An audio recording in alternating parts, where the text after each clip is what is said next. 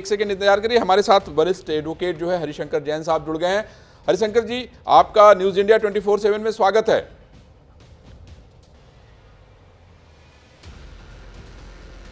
हरिशंकर जी, ये तो एक नया पूरा मामला ही सामने आ गया कि भाई दुर्गा कुंड मंदिर के सामने जो है एक कुआं है, लेकिन वो कुआं घिरा हुआ है हरे कपड़े से, किसी ने देखा तक नहीं, किसी को पता नहीं। और जब वहाँ के लोग दावा कर रहे हैं तो उसमें ये कहा जा रहा है कि भाई ये तो वक्फ की ज़मीन है और इसके सारे पेपर हैं हमारे पास, सारे कागजात हैं। क्या कहेंगे, क्योंकि मुझे लगता है कि बनारस के बारे में, वहाँ की संपत्तियों के बारे में आप जितना ज़्यादा जानते हैं, मैं नहीं समझता कि बहुत सारे लोग जानते होंगे। देखिए, ऐसा है कि बनारस का कण-कण जी भगवान शिव का है और वहाँ हिंदू सभ्यता और हिंदू पूजा पद्धति ये लाखों वर्षों चली आ रही है, 1-2 साल से जी। नहीं, हजारों से नहीं, लाखों चली आ रही है। और मुस्लिम पक्ष की आदत है कि धीरे धीरे घुसकर पहले कब्जा करते हैं 1 इंच पर, फिर 100 इंच हो जाती है, फिर 1000 इंच हो जाती है, और करते करते पूरा मोहल्ला उनका हो जाता है। ये दुर्गा कुंड है, दुर्गा कुंड के बगल में जी जगह है ये। यहाँ जो बुजुर्ग लोग हैं सब बताते हैं कि यहाँ बाकायदा पूजा करने जाते थे। गुप्तेश्वर महादेव मंदिर है और वहीं कुआं का पानी लेते थे, और धीरे धीरे इन लोगों ने कब्जा कर लिया और कब्जा करके आयु को ढक दिया और हिंदुओं का आना वर्जित कर दिया। अब सवाल ये है कि इसकी जब तक जांच नहीं होती, और जांच के बिना मैं समझता हूँ हम या कोई भी आदमी कुछ नहीं कह सकता है। परंतु एक बड़ी ताज्जुब की बात है कि जांच की बात से मुस्लिम पक्ष हमेशा भागता है, खुदाई से, सर्वे कराने से, और या कोई जांच हो जाए, मुस्लिम पक्ष में हमेशा भागता है।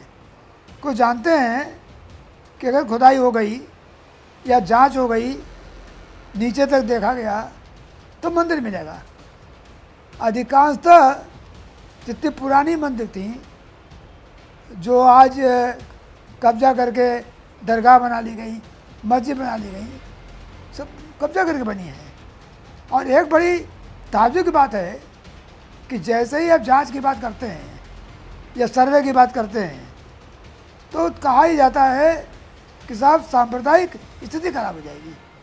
यानी कि अगर आप मेरे मकान में आकर बैठ गए, जी कब्जा कर लिया और हम कहे जांच हो जाए, तो आप धमका रहे हो कि आना मत, हम दंगा कर देंगे। तो भाई देश कानून चलेगा, रूल ऑफ लॉ चलेगा, और अगर कोर्ट कचहरी है तो जांच तो होनी पड़ेगी। और ये कहना कि आप 2 जगह 3 जगह देश में कहाँ जाएंगे, अरे भाई देश में जी हजारों मंदिर तोड़े गए हैं, तो जितने हजारों मंदिर निकलेंगे वहाँ जाएंगे, और सबकी स्क्रूटनी होनी चाहिए। ये बात सही है कि सरकार एक कानून बना दे, एक ट्रिब्यूनल बना दे कि भाई जिसको इस मुकदमे एक ट्रिब्यूनल एक जगह जाएंगे, बाकी जगह नहीं जाएंगे। बात समझ में आती है। पर किसी प्रकार का जब विवाद है जी समाधान तो होनी चाहिए और उसका न्यायिक निर्णय निकलना चाहिए। और बिना जांच के, बिना खुदाई के आप नहीं कर सकते कि वहाँ पर क्या जी, है। आप, मुझे लगता है कि जैसे आप भी, आपका काशी विश्वनाथ का केस, आप भी इंतजार करेंगे, लग रहा है, मुझे लगता है रिपोर्ट आने का आप इंतजार करेंगे अभी। हाँ करना पड़ेगा, कानूनी प्रक्रिया ऐसी है, करना पड़ेगा। परंतु चाहे कोई कितना भी चिल्ला ले जी और झूठ बोल ले, सच्चाई छिपा नहीं सकता, सच्चाई छिप नहीं सकती, और सच्चाई चीख चीख के कहती है कि सत्य क्या है। देखिए, काशी में जो आपका सोकाल मस्जिद है, जी ज्ञानवापी जिसको बोलते हैं, जी नाम है ज्ञानवापी, वहाँ बहुत पुराना कुआं है। पीछे पश्चिम दीवार देख लीजिए, पश्चिम दीवार पर जी हिंदू देवी देवताओं के चिन्ह साफ दिख रहे हैं। इसके बावजूद भी कहते साहब वो वक्फ मस्जिद है। तो जहाँ इस तरह की दलीलें दी जाएंगी जो बिल्कुल समय से परिस्थितियों से सबूतों के खिलाफ होंगी, तो आदमी कहता है कि मार जाएंगे, तब धमकी देता है। जैसे गुंडे बदमाश धमकी देते हैं, छू लिया तब गोली मार देंगे। ये बात है कि अगर आपने अगर जांच करा ली तो सांप्रदायिक माहौल बिगड़ेगा, हम दंगा कर देंगे। तो दंगा करने वाला आदमी जिसने कानून हाथ में लिया हुआ है, इलीगल कब्जे में है, वह धमका कर देश में एक ऐसा माहौल पैदा कर दिया है कि जांच नहीं हो सकती है। और मैं समझता हूँ सरकार हो या कोई हो, सबको कानून से काम करना चाहिए और सख्ती निपटना चाहिए कि आपके इस धमकी के आगे कि देश में दंगा हो जाएगा, हम झुक नहीं सकते। क्योंकि कानून में कोई पक्ष नहीं कह सकता कि हम सच्चाई जानने की कोशिश करेंगे तब दंगा कर देंगे, सांप्रदायिक स्थिति खराब हो जाएगी। हरिशंकर जी, मैं ये जो आपका जी याद है पूछा, हरिशंकर जी हमारे साथ रीना सिंह जी मैं हैं, धन्यवाद दूंगा कि आपने इतना अच्छा। हम आपके पास लौटेंगे। हरिशंकर जी हमारे साथ रीना सिंह जी जो है सीनियर एडवोकेट हैं सुप्रीम कोर्ट ऑफ इंडिया की, वो जुड़ी हैं, उनसे ही बात करते हैं। रीना जी, न्यूज़ इंडिया 24/7 पे आपका स्वागत है। जी, आभार। रीना जी, ये जो पूरा मामला सामने आया है, जिसमें अभी आप हरिशंकर जी को सुन रही थी, उनका कहना है कि अभी हमें थोड़ा इंतजार करना पड़ेगा, लेकिन इनका ये भी कहना है कि मुस्लिम पक्ष जो है, अगर हम इस तरह की बात करते हैं कि भाई अगर कुआं निकला है तो उसकी जांच करा लीजिए, जांच में जो होगा उसको मान लीजिए, सिंपल सी बात है। और मैं समझता हूं कि सभी लोग यही कहेंगे। आपका क्या कहना है इस पे? देखिए, बिल्कुल जांच करानी चाहिए। और दूसरा जो सबसे बड़ी बात है कि जो सरकारी कागज हैं, जो सरकारी दस्तावेज हैं, उस पे मालिकाना हक किसका है? सरकार की जमीन है, सरकार के पास मालिकाना हक है।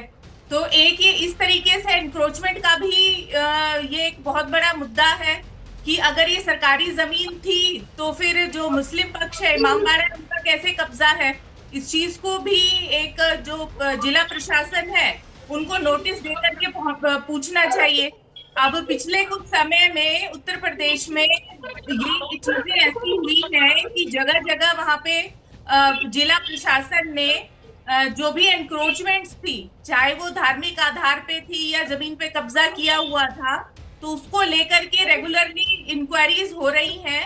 तो ये बिल्कुल जिला प्रशासन को पूछना चाहिए। और अगर जो मालिकाना हक यहाँ तो देखिए सरकार का है, अगर इसके अलावा किसी और का भी हो, जो प्राइवेट पार्टीज का मालिकाना हक जब होता है तो मालिक सामने आता है। तो अब देखिए कि हमारा जो देश है वो इतना बड़ा है।